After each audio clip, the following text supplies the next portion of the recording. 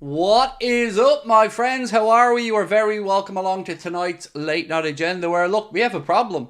We need to talk about this. It's serious. How can we be top of everything? It's difficult being top of the Champions League group, top of the Premier League. It's tough, folks. It's tough. This is the burden that we have to bear as Liverpool fans right now, and I think we're up to the task.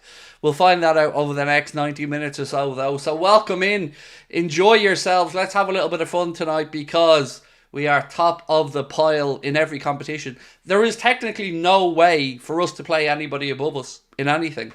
So it's difficult, but we'll figure it out together over the next 90 minutes. And of course, we're going to be talking about transfer links. We're going to be talking about Madrid's interest in Trent Alexander-Arnold. We're going to be speaking about Sacha Tavolieri and his, information that Liverpool are talking with Aurelien Tchouameni, which I don't know to be the case, by the way. We're going to talk about Lucho, of course, as well, because, well, why wouldn't we, after a hat-trick like that? And, of course, lots of other stuff over the next, you've guessed it, 90 minutes. So how are we? What a week it's been, said George. Slot is a genius. It's lonely at the top. Yeah, he's, I don't know, I'm losing the words, George, you know. Second half FC, it's a joy to behold when it happens. And last night, I still trying to figure out, and I've had messages, voice notes off people today who were at the game trying to figure out how that ended up being 4-0. Oh, it's great. Even speaking with David earlier on, you could just see the excitement in him, and he was saying again, it was the same in the press box. There is just a real good bounce, a feel-good factor around Liverpool Football Club at the minute. And look, long may it continue, because this is what we want. I know people think fan channels thrive off problems, but I'm a happier person coming on here every day off the back of Liverpool wins. It makes my life a lot better, so I'm sure it's the same for you guys as well. Right. Oh, and Inter have just got a penalty, according to the chat, against Arsenal, so it just keeps getting better. Aston Villa were beaten with the most ludicrous defensive penalty given away I've ever seen. If you haven't seen it, basically Emi Martinez took a short goal kick to Tyrone Mings, who then decided to pick the ball up and bring it back to try and take the goal kick again, only for the referee to listen to instruction from VAR and give a penalty. It's mental. If you haven't seen it, I'm just glad it didn't happen to us, because if one of our defenders did that, I'd be crying. I'm not going to lie, I'd lose my mind. So now it's 1-0 to Inter Milan as well.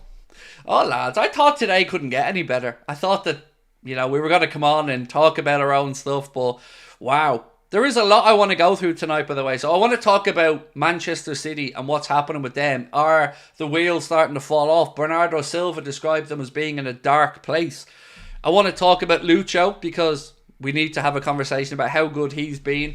Arne Slot, Aurelien Tchouameni, Trent Alexander-Arnold, loads of bits and pieces. And actually, one comment that caught my eye, I'm not sure if you guys seen this or not, but it's from the Barcelona president, Juan Laporta, who said Mbappe is going to destroy Madrid's dressing room. And it doesn't look like he's too far wrong, does it, so far? It definitely does look like it is imbalanced in there, because you can only have so many Galacticos. You would even look at that Madrid team and think, why do you need to bring in Mbappe? The balance was there. Vinicius Jr. on the left, Rodrigo on the right, Endrick came in as well. It just felt like the spoiled kid that just wanted something even though they didn't need it. And it looks like it's actually backfiring and destabilising Madrid. And long may that continue, because I think a lot of us were just getting sick of it. So yeah, I'm enjoying it. I'm enjoying the heads falling off over Madrid. So we're also going to look into our next 6 games, Arsenal's next 6 games, Manchester City's next 6 games.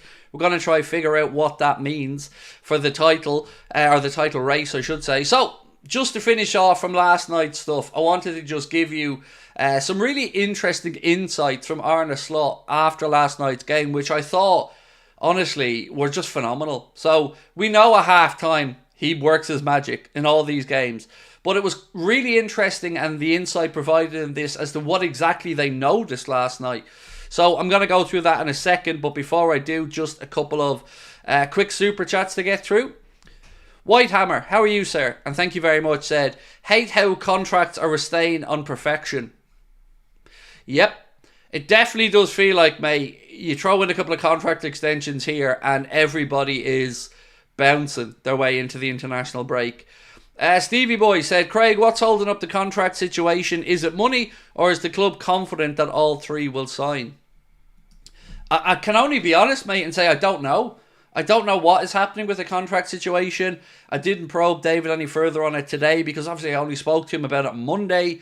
So I'm probably going to give it the weekend and then we'll see. But one thing I will say, Stevie Boy, is, and I said this to David earlier on in our video, if you're Trent and you had last night and you had that fantastic result, the atmosphere was amazing, and you've seen why Anfield's so special, and then you cast your eye over to Madrid and you see them getting beaten 3-1 at the Santiago Bernabeu by a team that we beat 2-0 in Milan, and you just ask yourself, like, why would you move? Why? You know, Bellingham's getting dogs abuse over there already. Carlo Ancelotti, they're starting to go in on. You don't need that, Trent. You don't need that, fella. Just stay where you are at a club where you're idolised, the fan base that loves you. You know, there's no need. There's no need to be looking away. So, yeah, I don't know what's holding it up, but I'm hoping that last night will just serve as another little reminder as to what a special place Anfield is, what a special club Trent is at, Virgil's at, and Mohamed Salah's at. So, it was a 3-1, apologies. I can't remember. We beat Milan. Was it not 2-0 in Milan? 3-1, sorry. I can't remember the score when we went over there. Feels like a lifetime ago. I know they were beaten 3-1 last night in Madrid, but when we went over to play AC Milan, was it 2-0? I can't remember. 3-1, 2-0, 8-5. Doesn't matter. We won. Anyway, was my point. So, I wanted to go through some of Arne Slot's comments last night because I think it gives us a really good insight into what he and his staff do at half time and what changes they look to make. So I'm going to read this out, so bear with me for a second.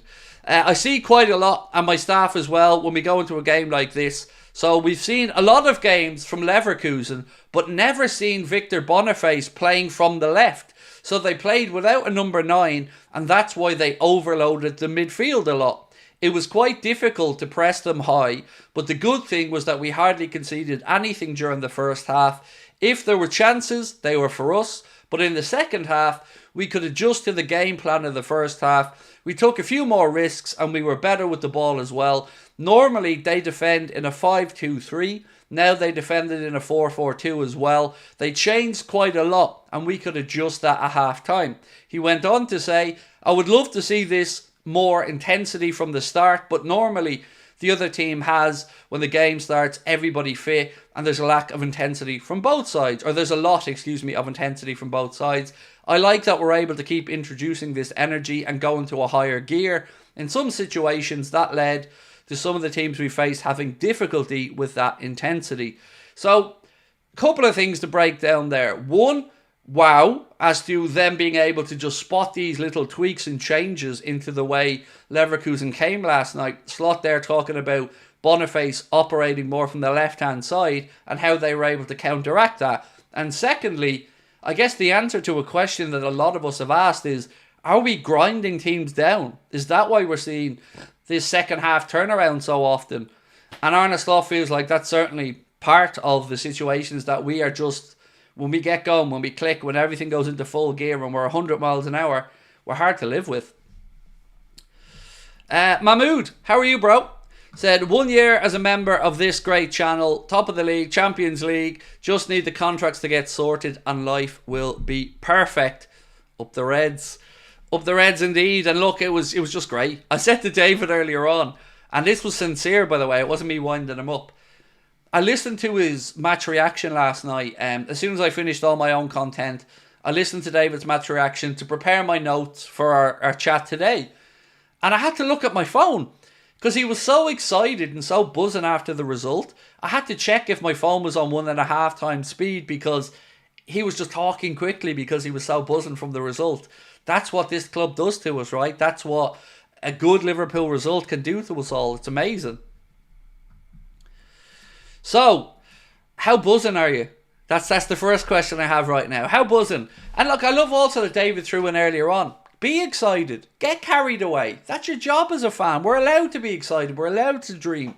We're allowed to dream the biggest things, you know? Why not?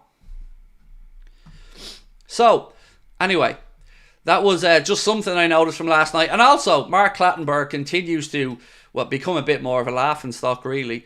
So, not long after the Leverkusen ball hit the back of our net last night, or excuse me, not long after Cody Gakpo hit the back of the Leverkusen net last night, Mark Clattenburg, who was doing a bit of work for television, was saying that he turned around to John Champion and said, I predict this is offside. Looks like the right call with my eye line. Whereas, weirdly, all of us, Connor, me, you guys, all looked at it once and thought, that looks onside to me. So Clattenburg once again showing why perhaps he just needs to shut up at this point. He's just looking foolish. What else was there from last night? If there's anything else we need to finish up on this. Some stats from James Pearce and Luis Diaz. So Luis Diaz has netted 13 goals last season, one every 287 minutes. So far this season, he has 9, one every 96 minutes. That is some turnaround. So Lucho, 13 goals last season, averaging a goal every 278 minutes. But so far, under Arne Slot, averaging a goal every 96 minutes, almost won a game. That's phenomenal. Absolutely phenomenal. James Pearce goes on to say, Slot's track record of developing players was key to his appointment, and he's certainly taken the Colombians' game to the next level. And sometimes I wish he would just get that credit, because we've seen some Colombian journalists ask him, will he start to play Lucho more regularly now, because, he's doing well. I don't think they're paying attention. Lucho plays a lot for us, and rightly so. It's just great to see Arne again having these positive impacts, whether it be on Trent and his defensive work, whether it be on Lucho and an attacking perspective. He's just improving the players again, and long may that continue.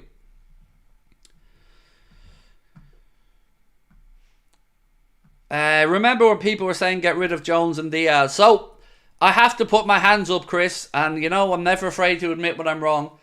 But I was one of those people who just didn't see it with Jones. I didn't see it under Jurgen enough, and I was cautious and still said I wasn't buying into Curtis Jones under Arne Slot. I was wrong. He's been phenomenal under Arne Slot, and as long as he can keep his fitness up and is available, it looks like he is playing with a lot of confidence. And, I don't think we should be looking to belittle anybody on these type of things, because opinions change, players get better, they go through patches. Sometimes you can see it coming, sometimes you can't.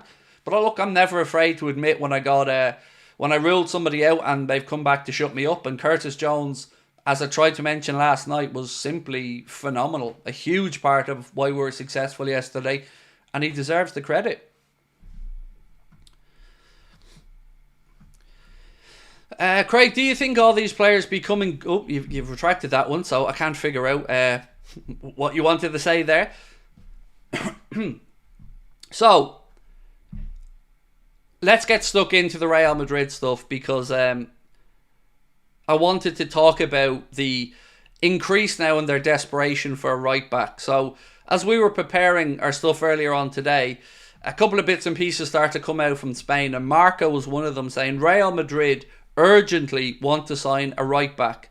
Lucas Vazquez's performances since Dani Carvajal's injury meant that the position is a priority for them, and Trent Alexander-Arnold is Real Madrid's main target. Now, what I'm interested to see is, do they come up with some type of an offer in January if Trent hasn't signed a new deal? Because, and I'll move on to comments from Fabrizio Romano in a moment, but that desperation of Madrid seems to have intensified, so it feels like maybe we get this decision from Trent sooner, one way or whatever happening. So Fabrizio Romano, though, did go on to say a few things like Real Madrid feel that maybe it's mission impossible to get Trent in January. And look, I do hope it is mission impossible for them to get Trent in January, because we want Trent here for the remainder of the campaign. But also, I want Trent to just make up his mind what's going to happen about his deal. If you're staying, brilliant. If you're going to go, then I don't know. What do the club do? Like, look at it this way. Trent's probably going to have to give an indication of what he's going to do before we get through the January window. Because if we get through the January window and he hasn't signed an extension, or of course he hasn't moved elsewhere, it starts to then look more and more likely to fans that this is going on very long now. It's looking unlikely he's staying, in my opinion, if that was the scenario. And I don't want that infecting the dressing room. and causing some uncertainty over the future. So it would be lovely if this could all be cleared up over the next few weeks, whatever the outcome may be. Obviously, we want 3 extensions, but, it's out of our hands. Tanya, how are we? Let me just grab your comment up on screen, and thank you for your super chat. Craig, have I missed much? Guess who's got Villa tickets after many calls to the disabled team? That's awesome, Tanya. And I hope you have a wonderful evening on Saturday. I think Anfield's going to be bouncing on Saturday, Tanya. 8 p.m. kickoff against Aston Villa. Last game, of course, as you know, before the international break. I'm delighted for you, mate. Enjoy it. Rachel, I also love beans on toast. I mean, that's a random comment, my friend, but I'm all for beans on toast, Rachel. Big fan. So, on Trent, Fabrizio Romano has said a couple of things. So he said, Real Madrid internally feel it's mission impossible to sign Trent Alexander-Arnold. No, I'm lying there because there's one word I forgot. Real Madrid feel it's almost mission impossible to sign Trent in January. Liverpool keep discussing with Trent over a new deal and they're pushing him at the club. Goes on to say about Luis Diaz. In August, some very important clubs prepared to attack the situation for Luis Diaz, but it was never close. I would not be surprised to see Liverpool, after Canade, to negotiate a new deal with Luis Diaz, and the club want to try make it happen. Good. He deserves to be rewarded for his great form, and hopefully, again, everybody can figure that out, because it looks like he's going to be a very, very important player under Arne Slot. Fabrizio Romano also said, credit to Liverpool, Richard Hughes and Arne Slot together. We're talking to Luis Diaz, presenting the new project, introducing him with the new idea at the club for the present and the future, and we're able to go the same way with Luis as part of their future plans. So hopefully we see this get tidied up, and Lucho, after Canade, gets an extension as well, which I think we'll all agree is very much deserved. So, where are we at? I get a poll up because we haven't had a poll in a while. And I want to just ask a simple question, so bear with me as I type this out.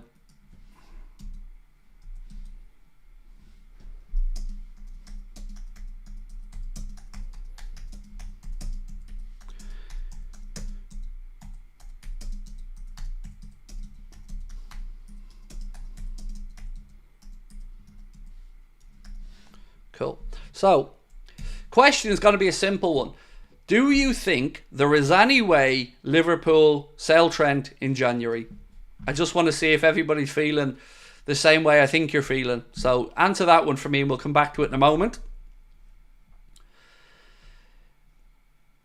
I still don't know where I am with this Trent situation in my mind.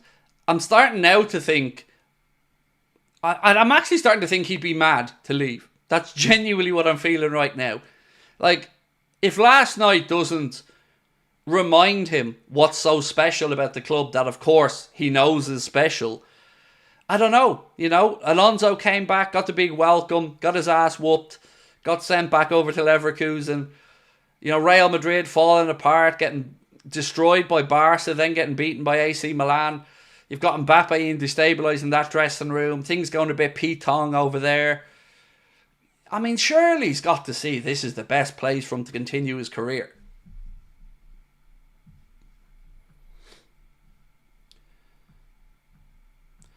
Didn't Ancelotti say Madrid won't sign anybody? But to be fair, that was before the Carvajal injury.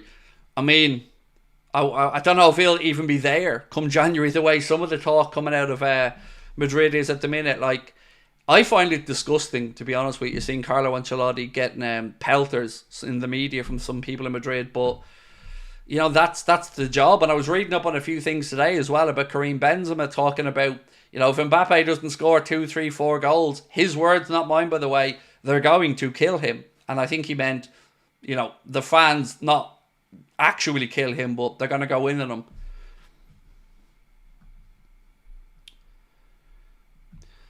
Or said, Mbappe overrated, decent player in the French league, can play outstanding in burst, but when you put him in a team with other great players, it's overwhelming for him. I don't even know why they signed him. Why would you sign him when you've got Vinicius Jr. on the left side? Mbappe predominantly wants to play off the left. He's not a centre forward. And you've got Vinny Jr. there doing great things on the left side. The whole thing felt so unnecessary for Real Madrid to even bring him in. It just felt like a vanity project from Florentino Perez and Real Madrid rather than a signing that was going to come in and sort a position that needed to. And look, Madrid have been so good in the transfer market in recent years at coming in and surgically fixing areas of their squad. Right now, it just looks like it's going back to the old Galacticos, throw a load of great players at it and see what fits.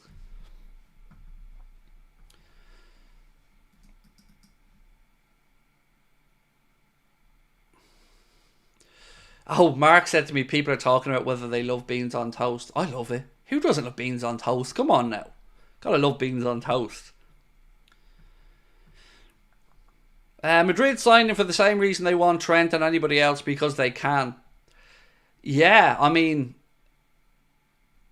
look at Bellingham right now. You know, he looks like a player who doesn't really have the same position anymore since Mbappe came in, and he's fallen off his form from last season.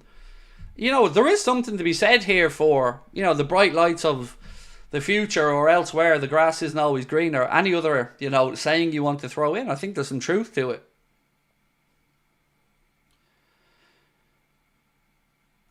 By the way, that loss for Villa means we're the only ones at the top. Yep, and I think, if I'm not mistaken, Falsey, we're also the only ones with a 100% record in the Champions League now, with a delicious 12 points from 12 already.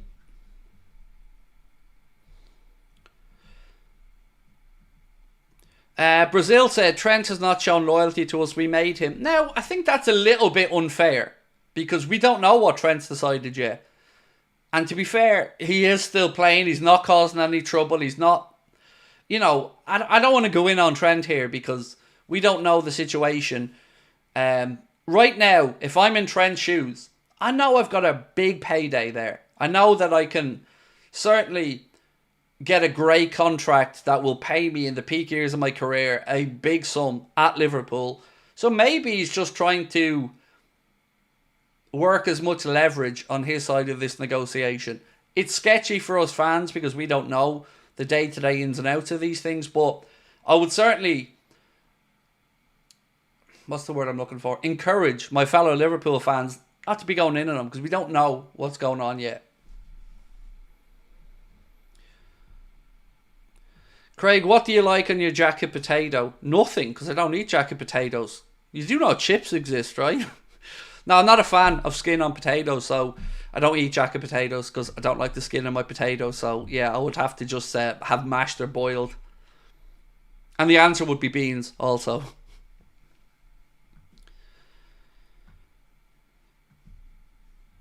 So, looking quickly at the poll we have up, so far 70% say no, there's no chance Liverpool would sell Trent in January, and that's the side I'd be on here as well. I just don't see the valuation working. Like, what are you going to get from 15, 20 million in January max? You know, the potential downside to that for Liverpool for the remainder of the season is greater than 15 or 20 million quid, I would say. So for me, no chance I'd be even having the conversation.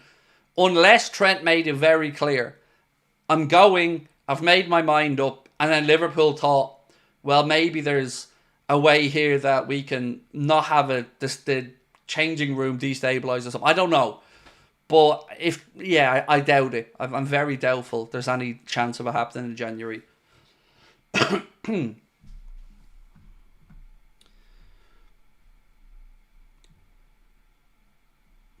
Do I like a Sunday roast dinner? Oh God, yeah. Man, Sunday roasts are epic.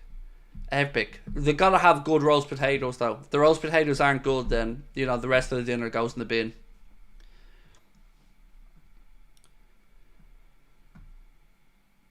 Is it possible Trent's doing this to get more money?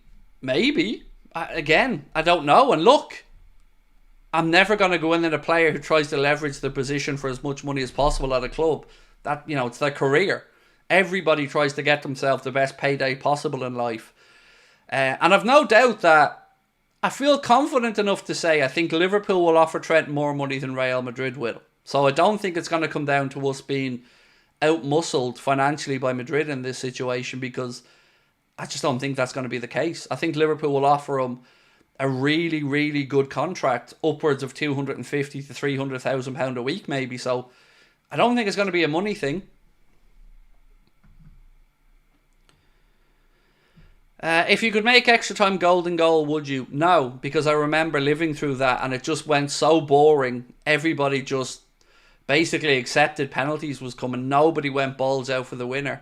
So no, I wouldn't do it. We trialled it with the golden goal, silver goal. It didn't work.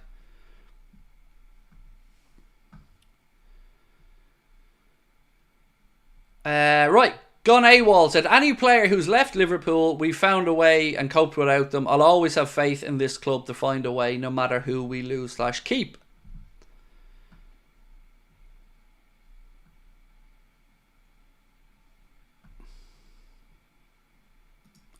Elks, how are you, bro? Thank you for your super chat. Said, Craig, leave for Belfast and Dublin on Saturday. Any recommendations for places to eat in those cities? Yes, so in Belfast, we went out for a really nice meal in Dean's. Deanes, I think it is. He's got a couple of restaurants up there. Dean, I think it was Dean's on the Green or something like that, maybe. Really nice. In Dublin, Tomahawk Steakhouse in Dublin, 100%. If ever I'm up in Dublin for a meal out, that's where we're going. Like, no argument. We're going to Tomahawk. It's class. It's expensive, but it's my favourite steakhouse in Dublin anyway. So they will be ones I'd recommend. And also, I hope you have a lovely trip, mate.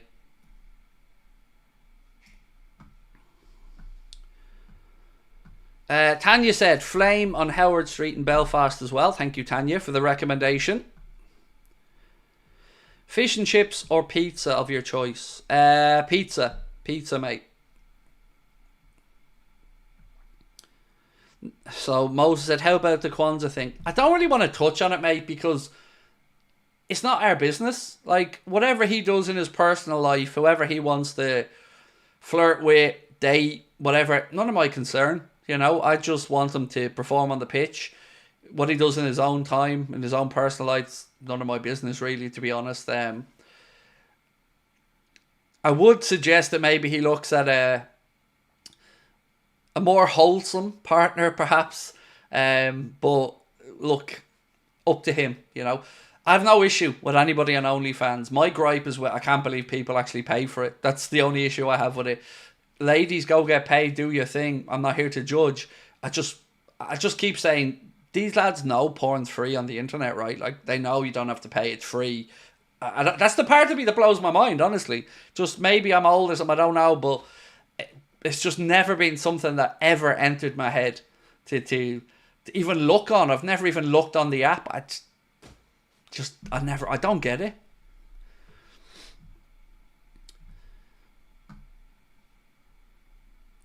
Kai said, Craig, if you could have 3 celebrities over for dinner, who would it be? Oh God, I don't know, man.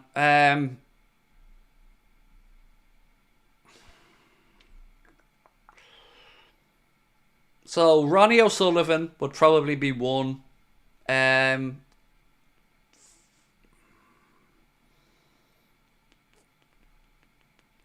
Who else? Dave Chappelle.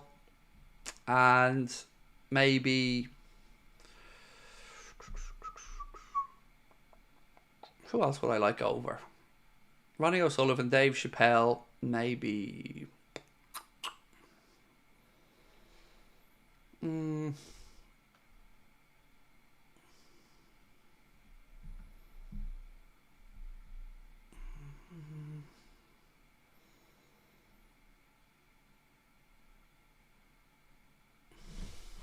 I'm torn between 2, sorry. I'm giving this serious consideration, though. Do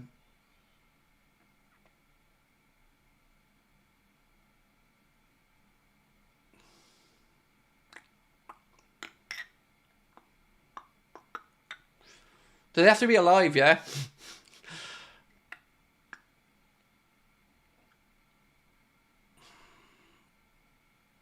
I don't know, I'm going to have to keep thinking on this third one because I can't come up with a third answer. Post Malone. So I'm going to go Post Malone,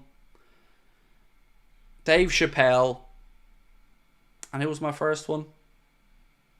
I can't remember what my first one was now. Post Malone, Dave Chappelle, and whoever the fuck I said for the first one.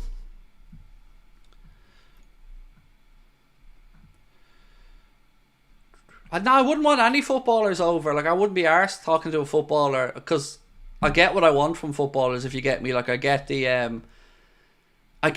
to watch them and see them flourish and be brilliant, and I would want people who are kind of have more deeper world views on certain things. Or Ronnie, yes, there you go. So Ronnie O'Sullivan, Post Malone, and I've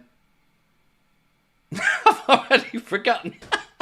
Ronnie O'Sullivan, Post Malone, and Dave Chappelle. There you go. There's my three. Sorry you all had to sit through that, by the way. That was a horrendous answer. Den Blocks, thank you, bro. So, what are your thoughts on Salah to Barcelona? That they don't need him would probably be thought number one. Thought number two is, could they afford to pay him what we could in the current situation? But most importantly, I don't want to talk about the Salah leaving. We want Salah to sign an extension.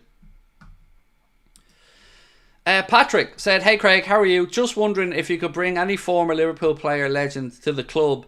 Who would it be and why? Have a good night." So, do you mean from the perspective of to come back and play, or to just reintroduce to the club in some type of ambassadorial or coaching role? I would think my answer would probably be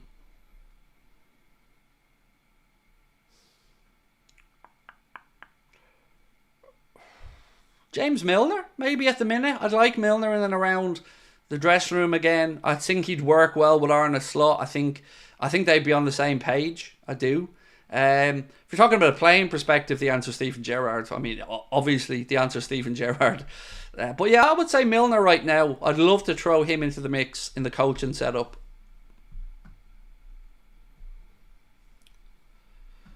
Yeah, I just have this feeling that James Milner and Arne Slot would get on really well, and have really deep dives into tactical stuff. And so I go with Jimmy Milner. I wouldn't mind having Sammy Hyypiä back at the club in some form either. Craig, for some reason I feel that Jan Sommer, the Interkeeper, looks absolutely identical to Ben Stiller. He's a bit taller than Ben Stiller, I would imagine. Right, I'm going to end this poll anyway on Trent, because we've got just over 650 votes on it. So 2/3 of people feel there's no chance that Liverpool will sell. Now, I want to move on to speak about Sasha Cavalieri for a minute, because he's reported Liverpool are in talks with Arlene Tchouameni over a potential move with Real Madrid. The 24-year-old is viewed as an ideal profile for Arne Slot's midfield as they look to recruit a defensive midfielder. I don't know this to be the case, and I think Sasha Cavalieri has talked a lot of bollocks in recent windows, and from speaking with David Lynch and some others, it doesn't feel like Arlene Tchouameni's profile is the right fit of profile for the way Arne Slot wants that position to be played. So I'm very, very, very sceptical over this one. I have to say, I'm very sceptical. Quite frankly, I don't believe it. I don't. I just don't think. I don't think he's it for Arne Slot. I just don't, personally. And also, I don't want to help Real Madrid out either. You know, I'm not bitter that he had his chance. I just feel like if Jurgen was still at the club, I think this would be a different conversation. I think we'd be sitting here now talking about why this makes a lot of sense. But I just don't think it's right with Arne Slot. Unless maybe Slot looks at him and thinks differently, but stylistically I just don't see it. What's your opinion on Mike Tyson fighting Jake Paul? It's a fucking joke. Like, who wants to see it? Stuart, do you know, it's... I hate it. I hate it. I hate everything about it, mate. I'll be honest with you. I don't want to see Mike Tyson in the ring again. I don't. Let alone against somebody, you know, a young lad in the prime of their career, or prime of their life, I should say, as a physical specimen. And I've no doubt, like, a prime Mike Tyson would absolutely eat Jake Paul for breakfast, but I don't want to see it. I don't want to see a 60-year-old man in a boxing ring fighting a kid in their mid-20s. Like, what? I don't know what we gain from that as a spectacle. I don't know. I mean, I'm sure it'll get huge numbers because it's on Netflix and you don't have to pay a box office or a pay-per-view rating for it. So I'm sure it'll do numbers, but I don't think I'll be watching it, in all honesty. Craig, that 4-0 yesterday still feels so good. I had to make sure I wasn't dreaming this morning. David, I couldn't sleep, mate, last night. I was just so full of adrenaline after that game. And obviously we were keeping an eye on the election and stuff in the background as well. You know, because what happens in America is important for the whole world. But other than that, yeah, I was just still trying to figure out how it ended up 4-0. And honestly, it is mad. Like 0-0 at half time and we win 4-0. Brighton League Cup game, 0-0 at half time. We end up winning that game. Multiple second half goals scored as well. I don't know. I wish we'd start a bit earlier in these games, but as long as we keep winning, you know, wow. Now here's a question for you. What was your favourite goal from last night's game? Because for me, it's still the first goal. I love the surgical nature of Trent to Jones. Jones, beautiful pass through to Lucho. Lucho with a scoopy dink over the goalkeeper. It was just class, and it looked so simple. Just bang, bang, bang, job done. And it looked like we just picked them apart in that moment. Just switched on, bang. It was gorgeous to watch. So that one for me was my favourite.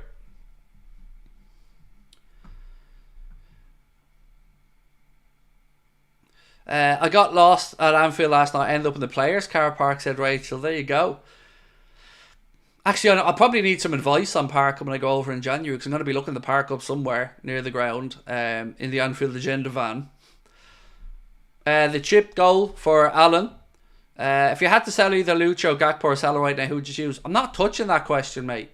I'm not getting drawn into any negatives at the minute, or, you know, I'm not having a go at you, bro, not at all, but I don't want to answer that question.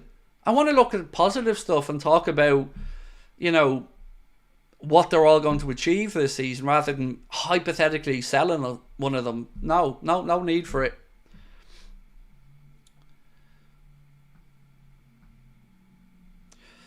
Do you make and enjoy 15s? Never heard of it. And you said it's an Irish treat. I'm Irish, mate, and I've never heard of 15. Sorry.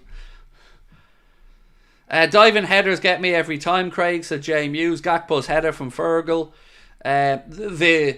The assist and the header were great. You know, Mo Salah right foot.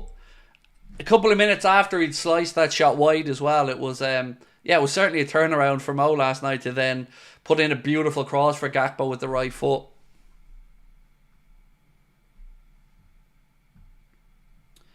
Am I happy with the outcome of the election in America?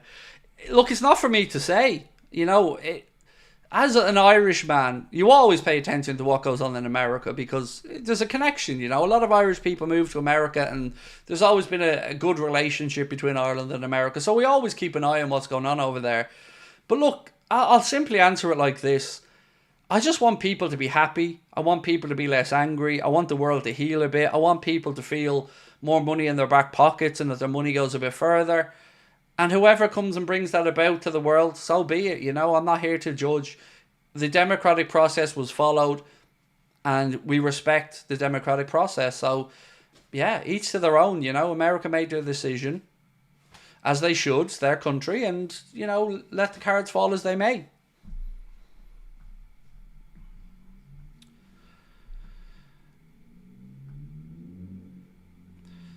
I don't understand how Pep is going to stay at the City if they get relegated because of these charges. I don't know what's going on with Guardiola anyway, and I wanted to talk about Manchester City's situation because I'm sure you've seen this, but Bernardo Silva last night came out and said, we're in a bit of a dark place right now at Manchester City. And many of us, good is the answer that we had to it, but I just wanted to think, like, is that 3 games now they've lost over the course of a week or so between the League Cup, the Champions League and the League? You know, they're beaten by Spurs, they were beaten by Bournemouth, and then they were absolutely trounced over in Lisbon. I hope that they are feeling the pressure. I hope that they're having a mental wobble And I know Guardiola says he relishes the challenge to get it back, and, I expect them to say that. But it does also look like they're in a moment, and it could be an important moment in their next phase of their development, whatever happens with the charges.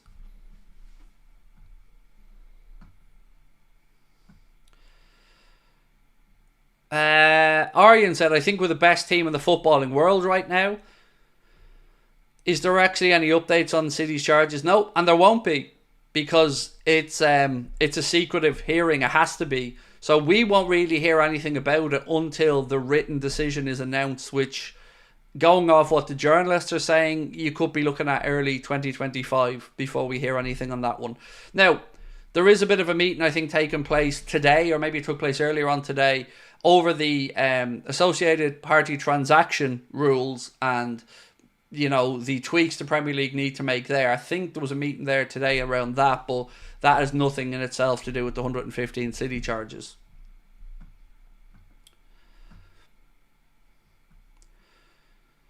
Heavy Metal D said, so what do you think about the new Champions League format? Honestly, I really don't like it being back. The group stages of this new format is rubbish to me. I don't know.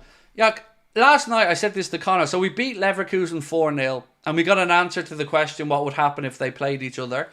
But I'd like it to be played in Leverkusen as well, to see if we could repeat the job over there. So there is something to this, let's say you got a particularly hard run of away games and you didn't get the chance for vengeance at home. It feels a bit weird not getting to play them a second time. But on another side of it, it's thrown us some great games, hasn't it? We've got Real Madrid coming as well. Lille still to come to Anfield. Girona still to be played. PSV Eindhoven. Played AC Milan. Leverkusen, or Leipzig. Leverkusen as well last night. So I'm still undecided. I like it when we're top of it, though. I'll say that, yeah. We're top of this Champions League table. By all means, it's great. King Tone, welcome to Anfield Agenda FC. My friend, appreciate you and thank you for your support. And again, I want to just say a special thank you to lots of people who've emailed me and messaged me, DM'd us, and loads of other stuff over the past week or so.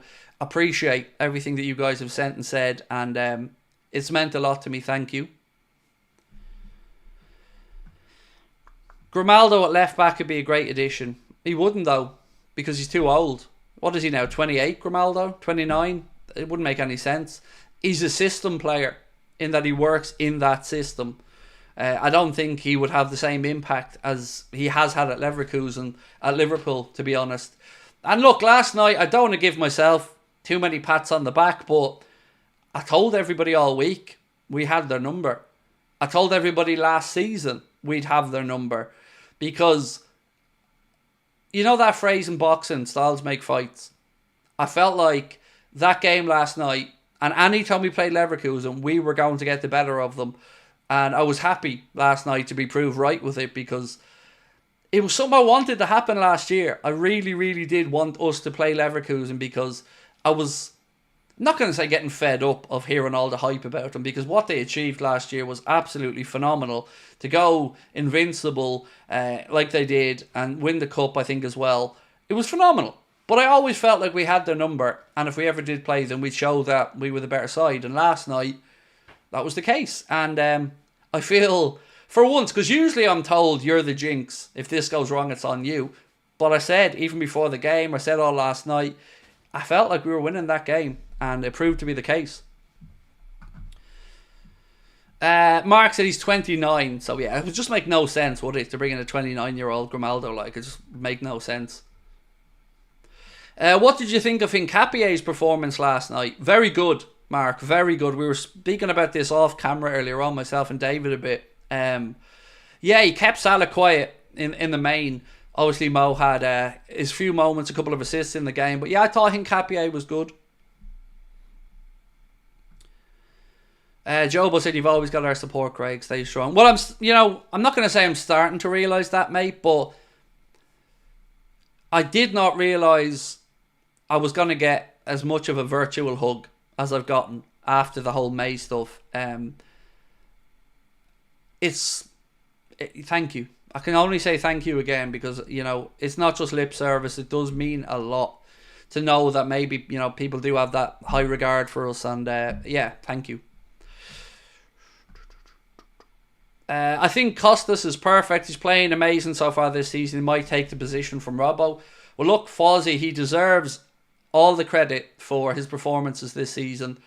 And under Arne Slot, he's been given some chances.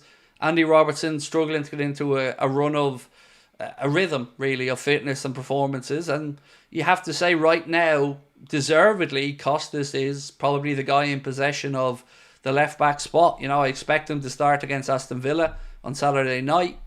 And again, like I said about Curtis Jones or anybody else, I'm never afraid to put my hands up when somebody improves. And we can see that because, and I can't say this strongly enough to all those people that hold everybody to an opinion they had a year ago or 6 months ago. This is what we should want. We should want people acknowledging when people are making progress and doing well and shutting us up. You know, that's what I want to be wrong. I want these guys to be brilliant all the time. Well, yeah, he was brilliant. Again, very good performance. But honestly, I know Lucho got a hat-trick last night and he gets the headlines for it, but I couldn't believe what I was seeing with Curtis Jones. He was everywhere, like the Energizer Bunny. Just the press, the late runs, just the occupying defenders. It was brilliant. Like, really, really good. I was so impressed with him last night.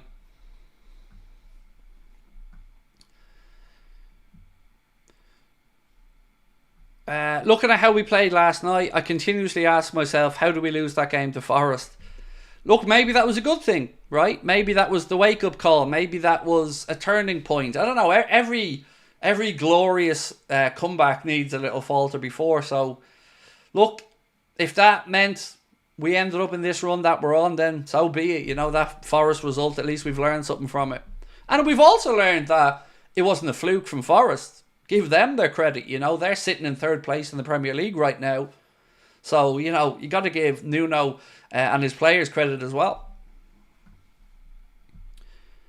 Do you think Reinders would be a good fit to be in that double pivot with Gravenberch? So I'm going to be really honest and say I haven't watched much of Reinders. I don't really pay too much attention to him. But I did ask David earlier on about that link that came from Milan Live, I think it was, that said that Liverpool are preparing a crazy swap deal with Chiesa and Reinders. And again, I was just told clearly there's no plans for Liverpool to loan out Chiesa, to sell Chiesa, to send them back to Italy. The plan is to get him fit and get him playing for Liverpool Football Club.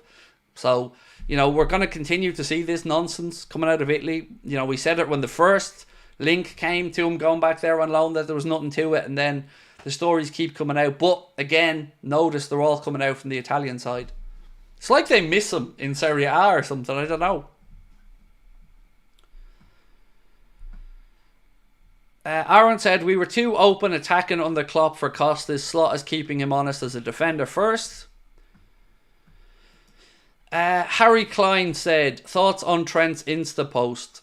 I haven't seen it, mate. Sorry. I don't, again, remember, I don't have Instagram, I don't have Twitter, I don't have TikTok. I only see what Discord posts in the Discord group or what Connor sends me. I don't look on social media. So yeah, I don't know what it is, mate.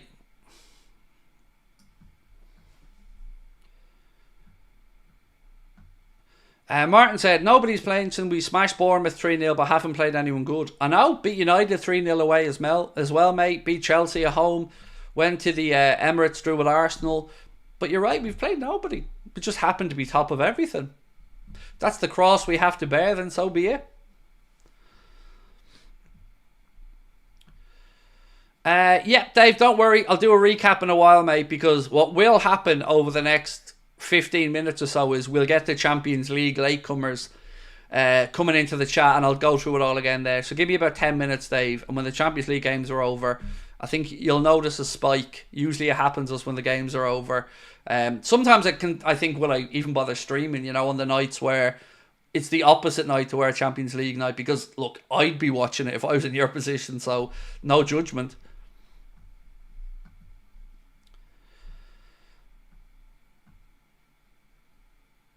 Reformed said, I disagree with that earlier comment. Costas has actually improved. It's not just down to the system.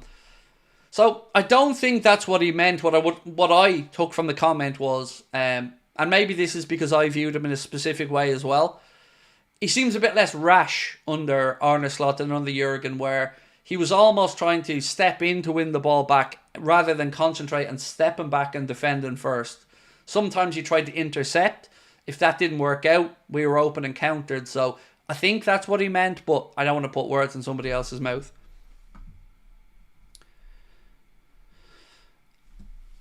Excuse me. Joanne said, Craig, whatever you decide in May, I want to wish you and your family all the very best in what you decide to do next. Thank you, Joanne. Look, that decision is made, as I said the other day. My plan is to move away from Liverpool content, like I said, in May, and stay making content, but, you know, in an area where I hope there's a little bit less lying vitriol and hate towards me and my family, because I don't deserve it, I don't want to see it, and I don't want my kids reading it. So look, I'm almost too emotional to even think about it, because this channel's meant everything to me over the last 6 years. But so does my mental health. And I'm not becoming another parent that goes too soon. So, you know, as I keep saying, let's just have fun between now and May. Curtis has improved his game massively. He was always a great talent, but now only showing what he can really do and how good a player he is. I think as well, to be fair to Curtis, he called it very early that the system and the way Arne Slot wants him to play football suits his attributes more. You know, go all the way back to the summer and the pre-season when they were over in the States. You know, there was interviews with Curtis Jones then where he was excited. Not that he was unhappy with life under Jurgen Klopp, but just these little small changes lent into more of Curtis Jones' positive attributes. And you can see it out there on the pitch now. He looks like a man transformed. And also, yeah, Dave said as well, and it's a fair point, Dave, since Curtis Jones become a father, you know, maybe it does, you know yourself, when you become a parent, it does reset your worldview, certainly, and things that maybe were important to you at one point pale into insignificance when you've got a family around you. So, yeah, look, fatherhood seems to be suiting Curtis as well, so long may that continue.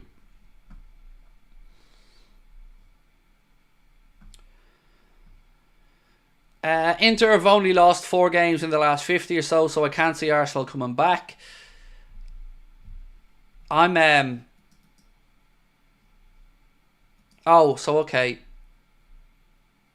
So Trent, okay, I've been sent to Trent Instapost now. It's just him with Alonso. I just look at that as Trent respectfully posting his admiration for one of the greatest midfielders of his generation. I mean, I take that as nothing but a sign of respect from Trent to Alonso, to be honest, personally.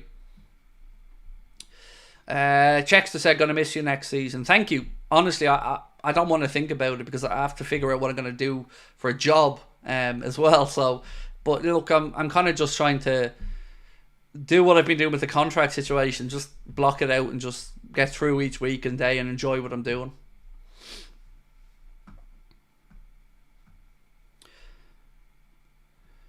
I remember Jones saying at the start of the season, said Hudson Cross, that he's much happier than he was under Klopp, and no disrespect. I get what you mean.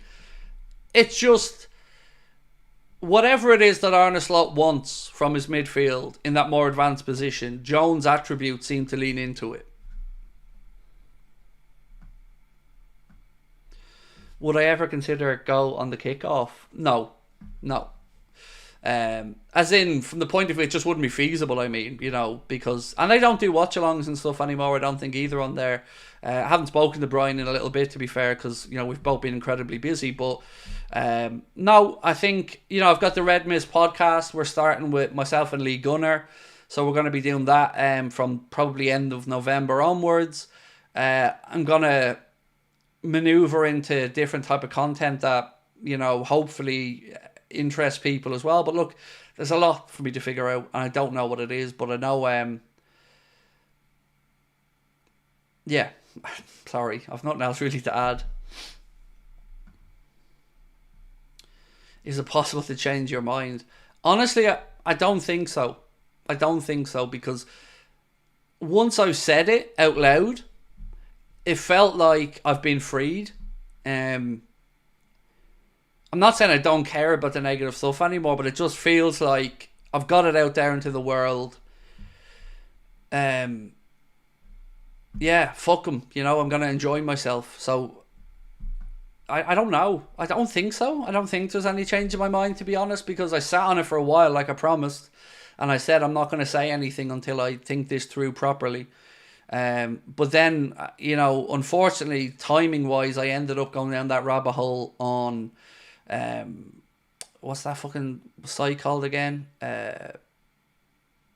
Reddit. And I've never, ever seen such disgusting shit written about a human being that is just based off lies and said like it's a fact. It was soul destroying to sit there and read.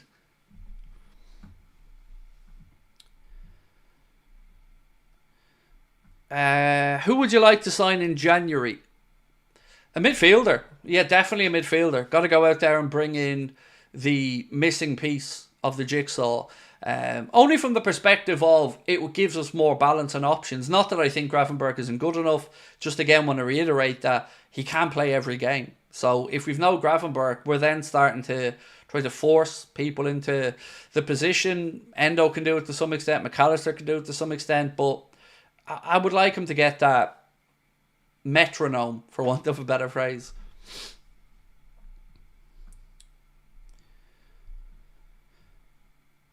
Are you still going to do the live shows? I don't know what you mean by the live shows. As in, like the one we're doing in Liverpool next week. Well, when I step away from the channel, no, not in that regard. But obviously next week, looking forward to. Colin said I felt like that when I told my boss to F off. I did that once as well, mate. I got a warning over something in work that I massively disagreed with. But I had an ace up my sleeve and that I had my taxi license at that point and I'd bought a taxi, so I just told them to stick their job up their arse and went driving the taxi. We need a midfielder and a defender, said Keith. Yeah, look, I think numerically we'd be alright defensively till the end of the season, perhaps. But if we had one serious injury, that conversation changes completely. So I hope we keep Joe Gomez around till the end of the season, because I think he's going to have a big role to play in the latter part to the campaign where the games come thick and fast, and we can rely on Joe's versatility.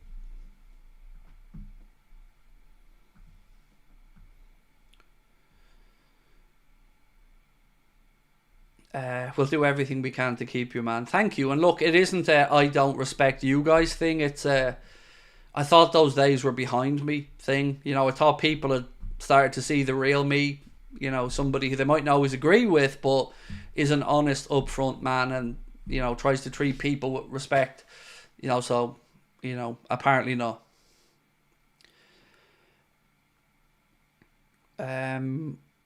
What's been my favourite Liverpool match I've watched over the 6 years I've been doing Anfield Agenda? Easy Barcelona.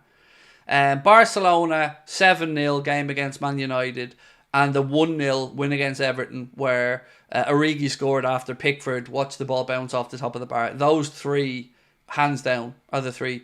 The most important one for the channel was the 7-2 loss, because my little meltdown, found its way into the internet and went around a bit and certainly put the channel on the map a bit. But yeah, I mean, just living through those three games was phenomenal. All for different reasons, the sheer rage from Everton fans when we scored that late goal and Klopp ran on the pitch and he chest bumped Alisson. So that was the shithouse part of me satisfied.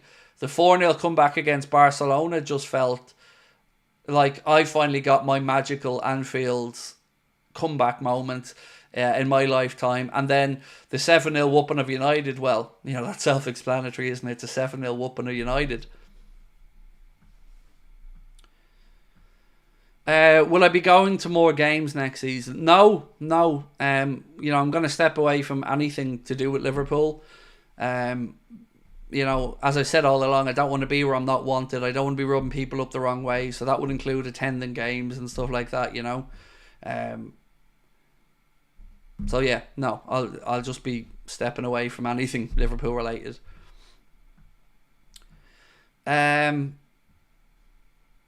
What a night that was. It was amazing. It was look. There's probably another 5, 6, or 7 I could come up with, but I still think to beat those 3 nights, it would have to be something incredibly special. They all were amazing for different reasons. So, right, we must be getting towards the end of the Champions League game, so I'll do a recap now in about 5 or 10 minutes for people. Am I leaving YouTube? No, I will not be leaving YouTube. I will be making content, definitely. Just not Liverpool-centric stuff.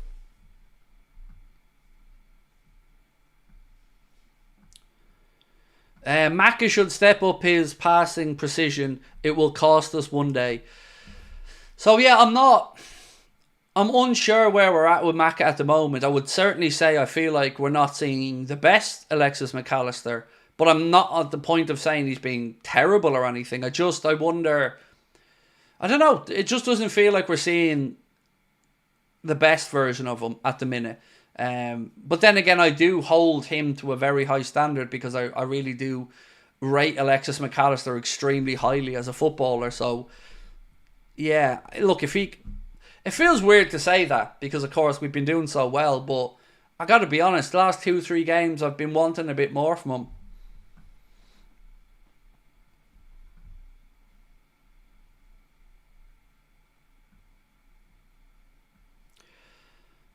Craig, what I find mad is that United managed to concede 7 goals in 50 minutes. I know, mate, that game, like, I have it on WhatsApp for certain chat groups as my, like, profile picture, that 7-0 scoreboard. It's a photo I'm never getting rid of. I'm going to have that forever. And also, etched into my mind from that is Carragher and Neville. You know, Carragher's big smiley face in that photo. That was... yeah, that's a moment I'm going to remember as well.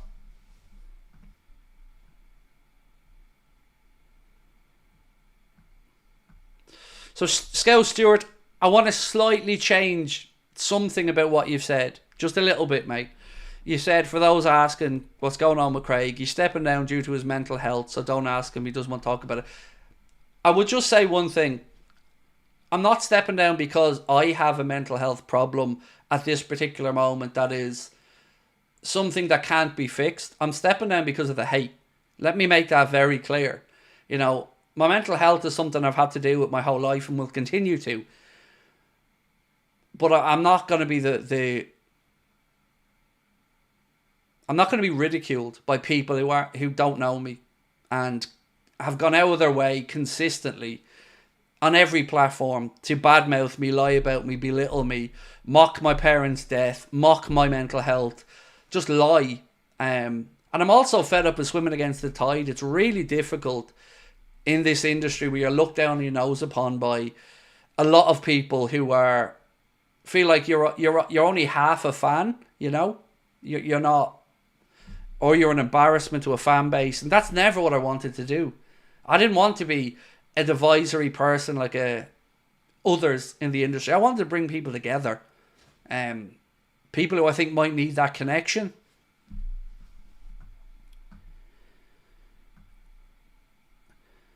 See, Jota has a punctured lung. I didn't know that, Joe. No, I didn't. Fuck.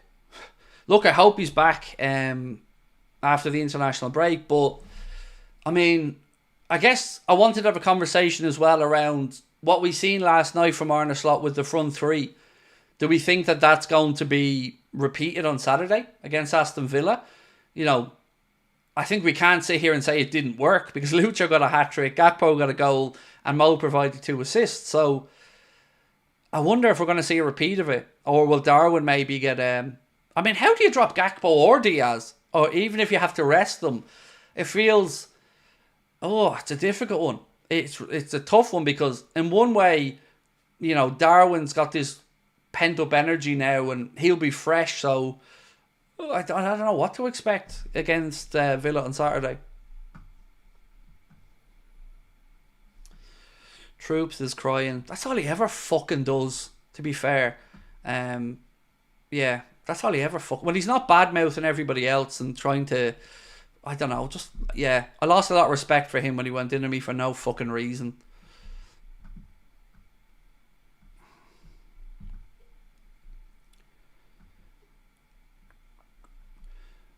Do you think the result of the Liverpool-Real Madrid game will influence Trent's decision? No, I don't think so. I'm hoping what will influence his decision the most are two things. One, a reminder last night what a special place he plays football on a special night, on a big European occasion. You know, you get to see what makes Anfield so special. So one, there's that. But most importantly, I hope he's looking at what's going on in Madrid right now, and that, you know, for all the glitter and, you know, pomp and ceremony and all the crap that comes with being a Madrid player and a new shiny revamped Bernabeu and Galacticos left, right and centre, that still not doing it on the pitch, are they? So remember what he said. He wants to win trophies, have legacy, look to win a Ballon d'Or and all this other stuff. Well, in all honesty, can you look at Real Madrid right now and feel like they're on course to have a clean sweep this season? No. You know, you never ruled them out fully of a Champions League, but they're not looking likely at this moment. In the league, they're behind Barcelona. They were whooped by Barcelona as well. So I hope he's looking at that and thinking, maybe it isn't all brilliant over there. So that's what I'm hoping for. Arthur Smith, let me grab your comment, mate. Think maybe Lucho was in the middle in the 3 centre-back system. He was brilliant, you know. He was dropping deep at times to try and get involved, and when he dropped deep and he occupied, usually Tapsoba, I think it was, who came out with him, you could then see Jones going in behind further, and Liverpool were trying to exploit that space. So, you know, you all know when a forward goes in and drops deeper, the centre-back has an option. Follow him into midfield and try and keep man marking him, or don't allow him, or don't and stay where you are. And he was luring a defender out, and then Jones was going deep in behind as well. So whatever it was last night, it definitely seemed to work. Harry said, praying Trent kisses the badge when we beat Madrid. I just want him to say right now that he wants to be here. That's the only words I want to hear from Trent, is that I want to stay. Because once I hear those words, we know the club are going to get sorted. So I just want to hear the words out of his mouth. I want to stay. I want to be here. This is the best place for my career.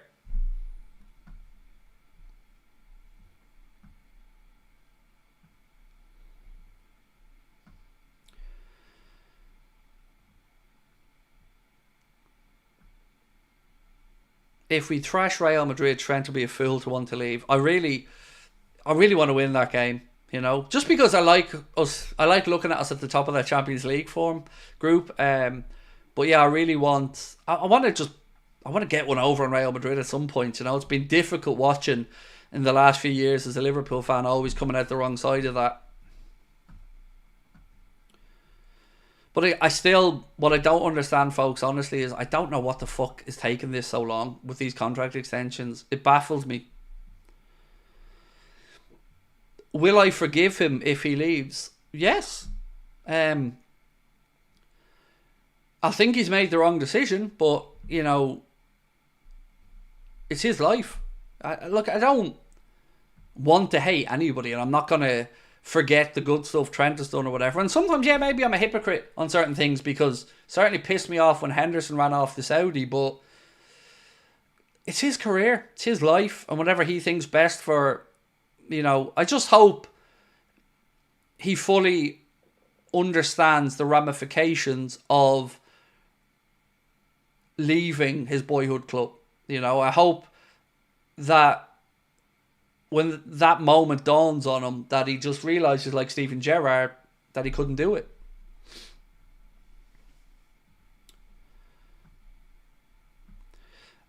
Keith said, I can't understand why it's taken this long.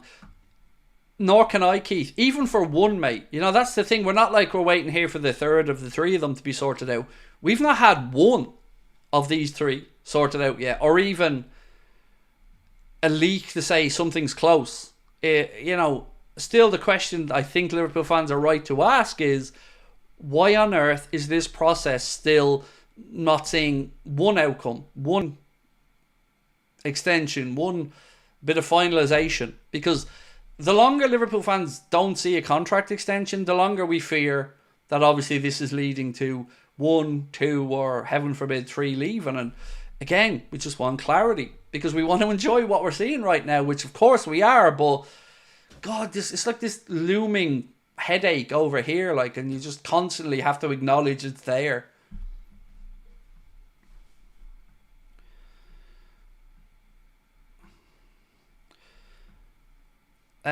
Hudson said, I personally think we're serious contenders this season for all the competitions. I'm super excited and intrigued to see how the season ends. Should we sign Gyökeres? I don't think he's the right fit for us, you know. And look, I'm aware he's scoring a shit ton of goals, and I'm aware again he bagged himself a hat-trick against City last night, but I still don't think he's the right fit for us. But, you know, it doesn't really matter what I think. If I was to lay any money on us bringing in a forward, I would certainly be sliding my money towards Omar Marmoush's name rather than Gyökeres, because again, I think you're going to see probably a bidding war for him, and we don't usually get involved in them.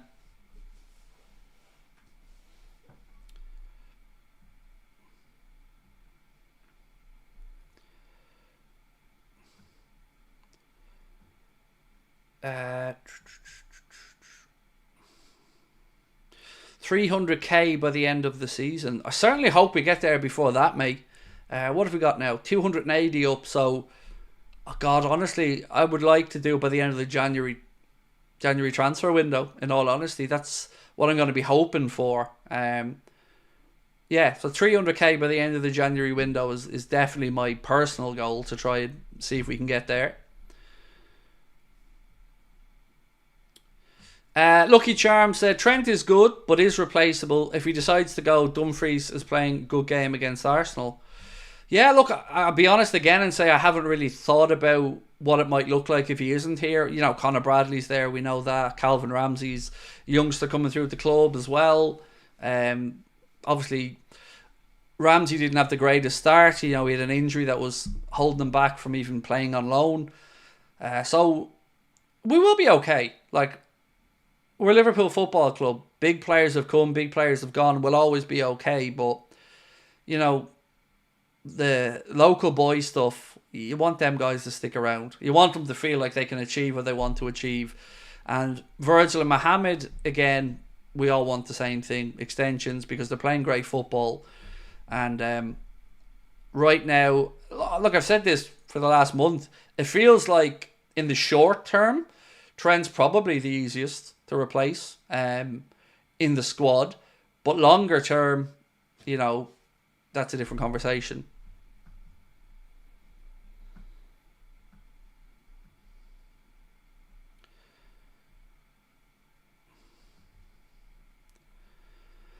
What? Rachel? 5-bedroom house with a swimming pool? Jesus! And I haven't even been invited round for a dip. Jesus, come on now, Rachel. I'll bring my own tin of beans and everything. You and James, me, cocktails, Sabrina, son, swimming pool. Come on now. I've got a 3-bedroom semi-detached council house with a paddling pool. So, Arsenal beaten again, said Keith Dunn. Poor Gary Neville. So Arsenal have lost as well. Do you know what? It's difficult, isn't it, being the standard bearers for English football? You know, so difficult right now. You know, the people don't understand the pressure that we're all under right now, trying to fight the good fight for the whole of the Premier League. You know, not making a mockery of them out in Europe. You know, fighting the good fight. Going out there and just beating everybody. Somebody has to do it. Arne Slot's taken on that responsibility, and, you know, we've got broad enough shoulders to do it. So, you know, watch on, world, watch on. We'll show you how it's done. Would you bench Trent if he didn't sign? Let me get that comment up on screen for you, Conrad. And thank you for your super chat, mate. I'm going to be really honest with you, mate. And look, this is harsh, Craig, coming out, but if he's not signed an extension by the time January the 1st rolls about, I'm starting to think about, like, yeah. If he certainly said he was leaving at the end of the season, I'm probably still phasing him out over the course of the campaign because you've got to look to the future. And despite what anybody else says to me, I'll die on this hill. I refuse to acknowledge that any player is going to be at 100% if their next move is elsewhere for the remainder of the campaign. Can't be convinced on this, by the way, so don't try. I know they'll all say, oh, professional, yada, yada. But look, if you're signed on to go elsewhere and you've 6 months to go to the club you're at, I'm not buying in that you're giving it 100% mentally and physically, because I think you're not going to be putting yourself in harm's way. I think you're not going to be taking a chance that maybe you pick up a knock or an injury that could have a knock-on effect to your next move. So, yeah, I would start looking to look to the future at that point. But we aren't at that point yet, and hopefully we don't get to that point. But I'm a bit more ruthless in certain aspects than maybe other people in life. So yeah, I would.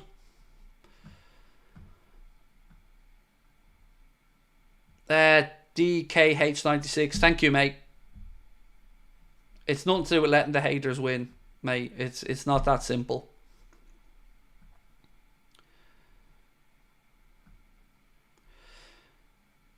Arsenal and City have both lost 2 games in a row. I know, it's great, Moses, isn't it? It's almost as if Arteta's not the Messiah. Who would have thunk it? Can we all just take a second, by the way? Never mind City or Arsenal. Let's just take a second to acknowledge what we have, which is a seamless transition from the Jurgen Klopp era to the Arne Slot era, and a manager who is absolutely one of the greatest tacticians I've seen yet at Liverpool. His in-game management is phenomenal. His coaching staff are absolutely miraculous. It's genuinely been such a, like, scratch your head, is this really happening kind of vibe, right? Because you can look at it and think sometimes we haven't played as well as maybe before, but we're doing what we need to do, and tables don't lie, results don't lie, and the fan base has a real bounce now. It's almost like people were afraid to fall in love again after Jurgen and everything that entailed over the time he was here, and the buy-in from everybody, and obviously from Jurgen as well. And then everybody was a little bit more cautious of Arne. You know, he's his own man, a little bit different to Jurgen in demeanour, but I've thoroughly enjoyed it. I've thoroughly enjoyed his answers at press conferences, the information he gives. I've enjoyed hearing the players speak about the tactical changes and the little positioning changes and just little things that they're working on. And he definitely does seem to leave no stone unturned in his analysis, and I love it. Harry Klein said, Real Madrid can't play 2 left wingers well in Vinny and Mbappe, but Liverpool play 2 left wingers and score 4 goals in each week. I don't know why Diaz reminded me of Chiesa. So I will say one thing that maybe Madrid have in that team that our team don't have is egos in the dressing room. We don't have that. You look at Gakpo and Lucho, there's not an ego there between either of them. You know, there's not a destabilising bone in their body. They are 2 humble, hard-working fellas who just go about their business. So I would say that's a big... There's no egos wandering around in our dressing room. That's another big part that I would say about that as well. Corbin, 2003, said Madrid can urgently feck off. Yes, sir. I'm gonna say I'm right with you on that one. Right, so I promised a recap. Now I'm going to fly through the news as I have it here. So bear with me. I'm going to go all the way back up to the top. So, while we're on the Mbappe subject, Barcelona president Juan Laporta has said Mbappe is going to destroy the Madrid dressing room, which I agree with. I want to finish up with a chat around the next 6 games for us, Arsenal and City. But before that, again, speaking about Arne last night and the changes he noticed in Leverkusen from the normal setup. I'm going to read this out once again. He said, I see quite a lot, and my staff as well, when we go into a game like this. We've seen a lot of games of Leverkusen, but I've never seen Boniface playing from the left. So they played without a number 9, and that's why they overloaded the midfield a lot. It was quite difficult to press them high, but the good thing was that we hardly conceded anything during the first half. If there were chances, they were for us. But second half, we could adjust the game plan of the first half. We took a bit more risk and we were better with the ball as well. Normally they defend in a 5-2-3. Now they defended in a 4-4-2 as well. So that changed quite a lot and we could adjust at half time. I would love to see this more intensity from the start. But normally the other team has, because the game starts, everybody is fit, a lot of intensity as well on both sides. I like that we're able to keep producing this energy and go to an even higher gear. In some situations that led to some of the teams we faced having difficulties with that intensity. And he's spot on, whether it be the changes from the bench or us just grinding teams down. It is no accident that they can't keep up with us for 90 minutes. Then we spoke a little bit about James Pearce, who put up some interesting numbers around Luis Diaz. So last season, Luis Diaz had 13 goals, which averaged out 1 every 278 minutes. This season, 9 goals, averaging 1 every 96 minutes. Slot's track record of developing players was key to his appointment, and he's certainly taken the Colombians' game to the next level, writes James Pearce, and again, can't disagree with that. Then we moved on to some stories coming out of Madrid. This one around Aurelien Tchouameni. They say Real Madrid's Aurelien Tchouameni has suffered an ankle injury and is expected to miss a month. This puts him in doubt for Liverpool's Champions League clash with Real Madrid later this month.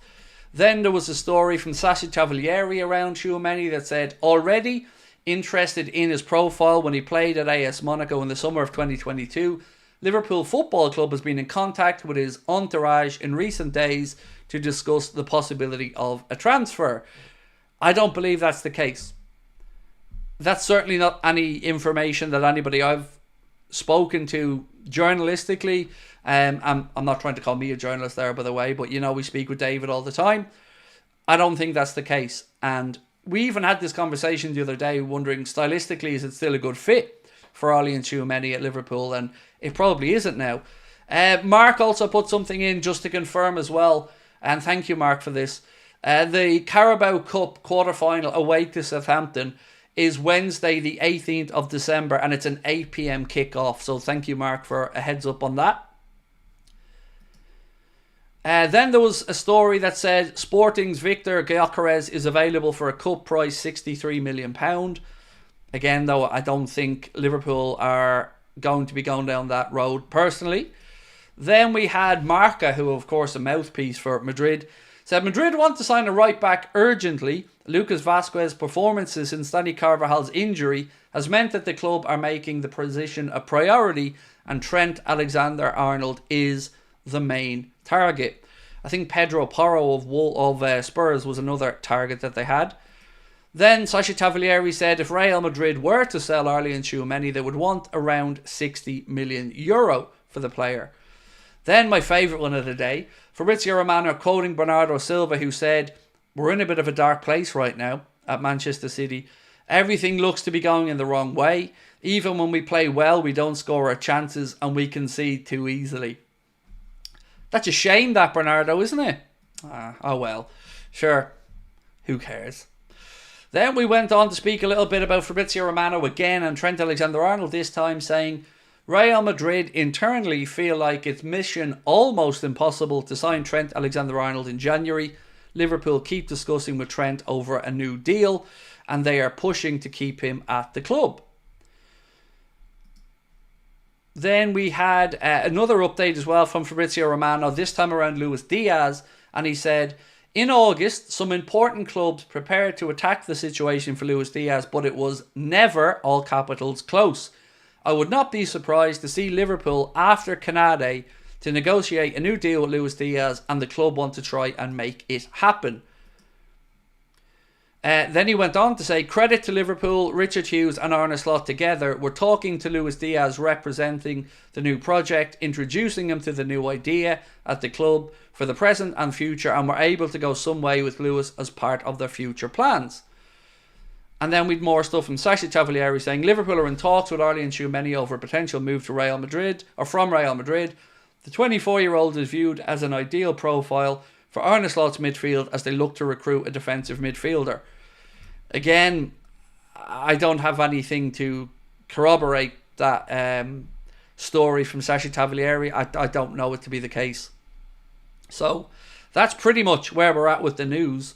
I want to just get to a super chat that I didn't bring up because I was going through that. From Corbin, 2003, again, thank you, mate, said, amount of egos in the Madrid camp. Yep, and it's not an easy thing, you know, when you've got a dressing room like that with a player in Vinny Jr. who thinks he should have won the Ballon d'Or, a player in Kylian Mbappe who thinks he's the greatest thing in the world, and Jude Bellingham, the young hot prospect coming in. It's very difficult to make all that work and to get that balance in the dressing room.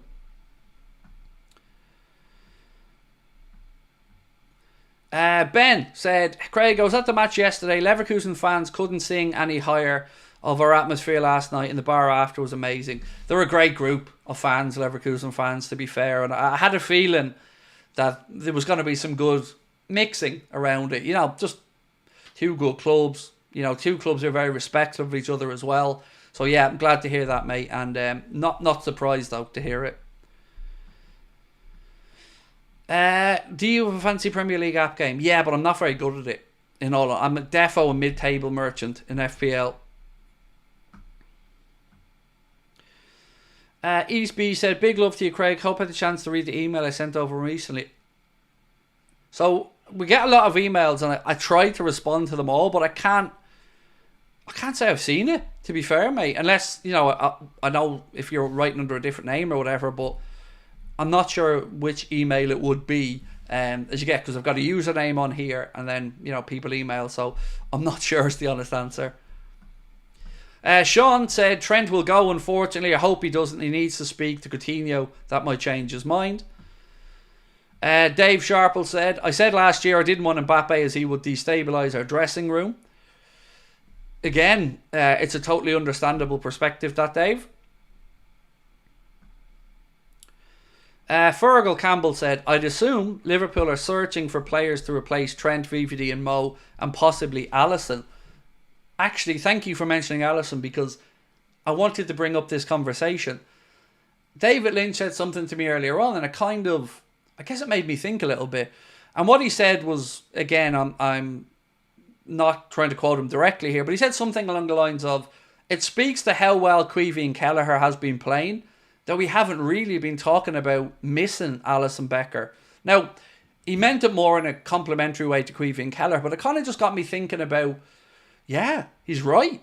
You know, we didn't go into that game last night concerned that maybe we had a weak link in the goalkeeping department. We went into it expecting Queevy to do what he did, which is make saves when he needed to, command his area and do all the right things. Very fortunate. You know, it's not often you're going to see the greatest keeper in the world, in my opinion, in Alisson Becker, out, but us to just not miss the beat, and Kelleher to step in and, as he's always done, just be an absolutely top-notch deputy. And again, just speaks to the quality of the goalkeeping department at the club.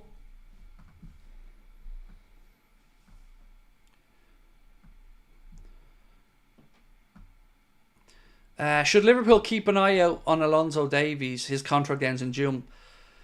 So I think United and Real Madrid have been two clubs that I've seen looking at Davies. Again, I would put him in the category of, there's no denying he's a very good footballer, but we don't get into bidding wars. And I know there's no transfer fee as such here, but you're still talking about a package of a signing on fee and a very high wage. So I don't see it now. Some type of signings just don't strike me as a Liverpool signing, and that would be one of them. So I wouldn't expect us to be in that conversation, in all honesty, and I think he will end up going somewhere like United or Real Madrid, or somewhere where we just won't match the package that might be on offer. Do you think we will regret selling Kelleher? It depends. So we don't know what the future has for Georgi Mamardashvili. We don't know. We know he's a great goalkeeper. We don't know how that works out. But let me just phrase that a different way. Let's say, hypothetically, Alisson Becker left at the end of this season. Just say, you know, family circumstances, he wants to try a new thing or something. I'm not going to be hugely upset if it meant we had Mamardashvili and Kelleher, because I love Alisson. I say constantly he's the greatest keeper in the world, but I also believe so much in Kelleher and so much in Mamardashvili that, you know, and you look at the age as well and think, are we missing a trick here? Should we let Kelleher and Mamardashvili battle it out for the number one and maybe cash in on Alisson, who perhaps is getting some more injuries and is certainly at the, you know, early latter part of his career? It's I don't know. It's the whole goalkeeping situation just feels like a really good headache. You know, just good keepers everywhere. Ashley, how are you? Said, when Ali is fit, does he walk straight back in because Kelleher has been outstanding? Normally I would say I'm not doing a poll on that, but I think for 10 minutes I'd be interested to see how everyone's feeling on that.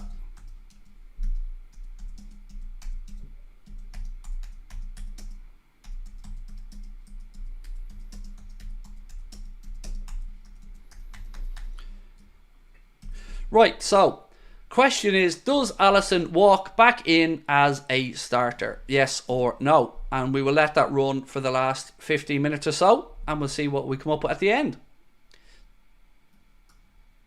So, poll there if you guys do want to vote on it.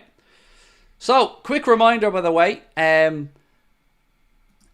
next Friday, so the 15th of November, we're going to be in Liverpool for a live show at the Hot Water Comedy Club. You can still get your tickets with the link in the description of this stream. And also, if I could ask you to have a look at the link pinned to the top of the chat right now.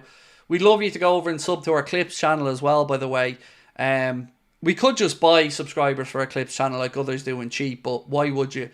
I'd rather we do it naturally and the right way, as we've always tried to. So if you could do us a little favour, if you haven't subscribed to our Clips channel, pinned to the top of the chat right now, you'll see a link that will bring you over there where you can sub and hopefully enjoy the shorter form bits of content on there.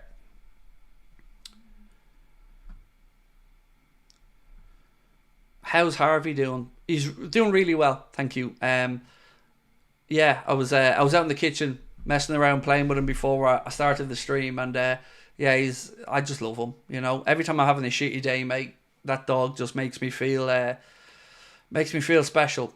I love him. How much are the tickets? 20 quid. 20 quid, Ben, for the tickets for the live show. I would take a year where Mamardashvili can train with Alisson. His replacement is amazing, second to none. Callum said, Craig, you're the best Liverpool channel. Thank you, mate. Appreciate that. Means a lot to hear things like that, bro. Thank you. Hex said, dogs are truly the best. Yeah, they are. They're special. Special. Look, animals in general are special. You know, they, I don't know. Yeah, I didn't have a dog growing up. I didn't, you know, but ever since I've been an adult, moved out of home, I can't imagine life without a dog.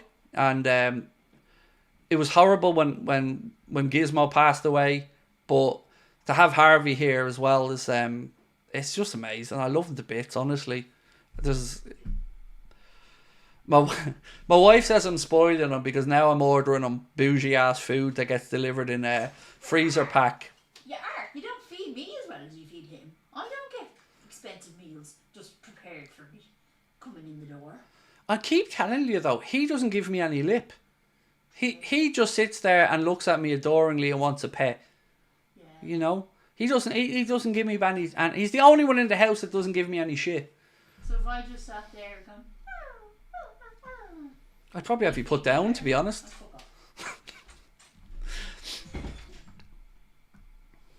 Dave said dogs love you more than they love themselves. Amazing, mate. Just animals in general, amazing. Is she American? My wife? No, she's very much Irish, mate. Also, he takes over my chair. It's his chair. It's not,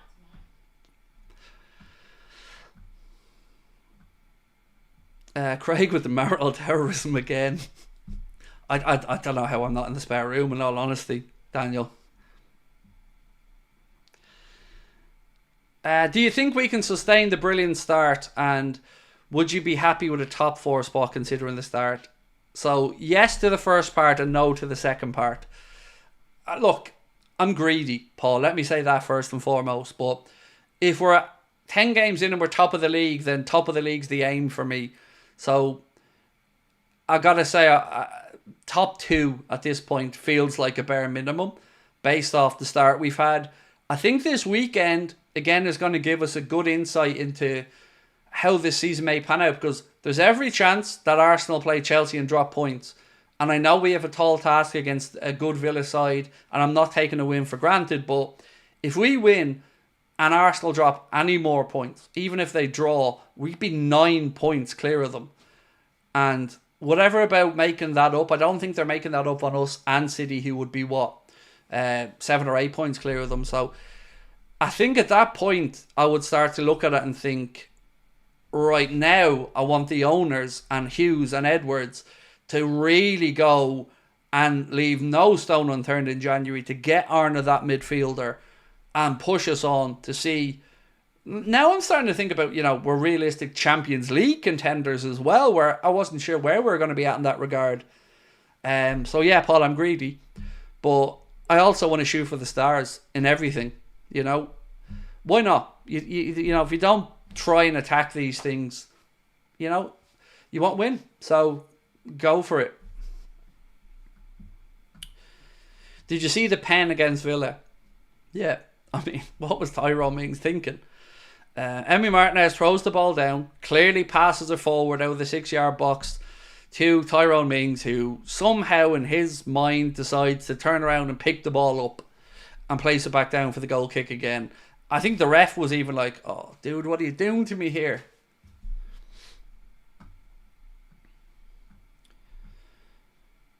Loving your show in Galway. Thank you, David. Much love to you, sir. Sending it all the way up to Galway to you. Will the podcast really going to be Liverpool and Arsenal content mostly? No, it's going to be broader football. So we're going to be giving our take on the Premier League, on the European competitions, on transfer stories, for everything. Yes, we're always going to speak from the point of view of a Liverpool fan and an Arsenal fan, but we're going to try and cover. We're both going to try and make time to laugh at Manchester United, basically.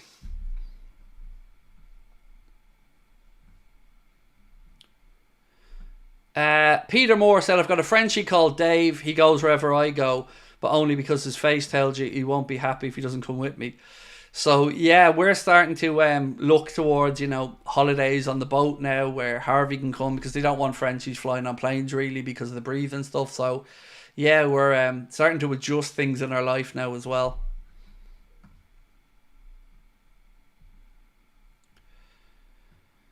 Evening, Craig. Looking forward to the match preview for the Villa game. When will it drop? I'm going to record it tomorrow, Nazar, and it'll be out Friday morning. Because we play late Saturday night, Friday morning will give it enough time to sit there, and it'll also give me a chance to hear from Arnott and his presser. Do you know how serious the Canada injury is? He doesn't have one. He's back. He played last night. He's all good to go. Ibu's golden. Thoughts on Tuchel? I'm intrigued to see how he gets on with England. I think it's a good appointment. I think he'll do well. Interesting one. Would you rather Broccoli got wiped from existence or Man City relegated to League 2? I'm going to say Man City relegated to League 2 because my wife likes broccoli, so I wouldn't want to make her unhappy. So for that reason, and the fact that I detest City, option B, please.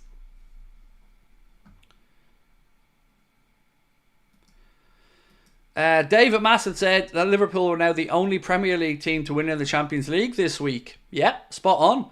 City humbled 4-1 in Lisbon. Arsenal beaten 1-0 by Inter Milan. And of course Aston Villa losing 1-0 via a penalty to Simon Mignolet's Bruges. So yeah, we are, and not only that, but we're unbeaten, perfect, and I believe the last perfect record in the Champions League.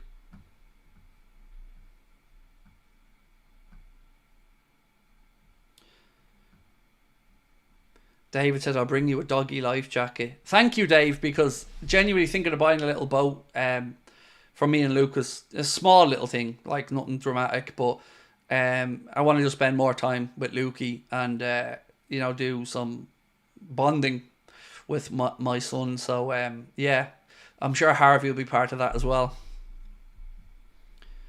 I even bought a little van to put an outboard engine and stuff in to make sure that we can make that happen.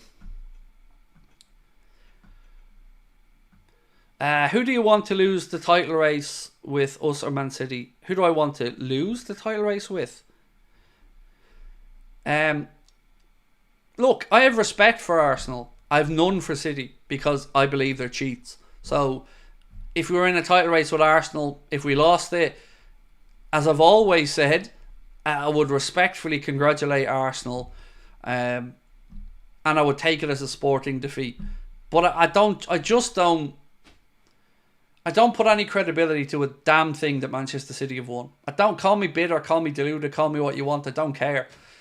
Until this whole situation's resolved, everything that they've achieved has an asterisk beside it to me.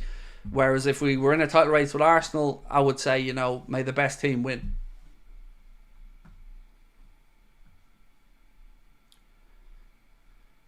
How's Lucas doing? Didn't he get into school or something? Yes, he got accepted into his secondary school of choice, which was great to hear. Same one his sister went to, so yeah, delighted in that one. Right, look, let me check in on this poll.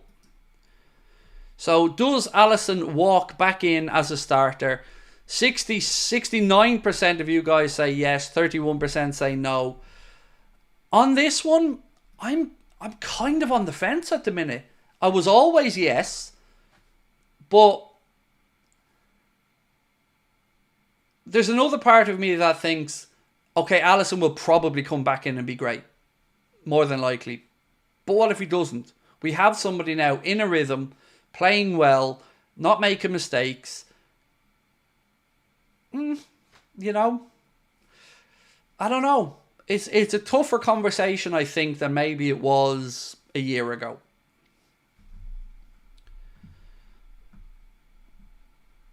How's Bajcetic performing? It's not been great for Salzburg. I don't think Pep Linders is going to last to Christmas. In all honesty, there's been a lot of chatter that he's about to get, or going to get, fired soon. Because I think they fielded a side tonight with an average age of under 24 or something like that. And it's just, they're used to winning in Salzburg. Maybe not in the Champions League as much, but certainly in Austria. I know last season they didn't win the league. But yeah, it's not looking like it's working out great there for Linders.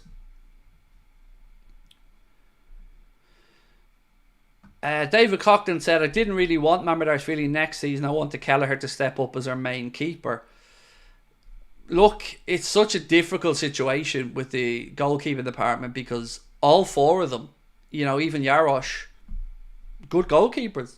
Very, very, very good goalkeepers. It is a real first world problem in that regard, but what do you do to solve it? Because something has to give, right? Somebody's going to have to move on.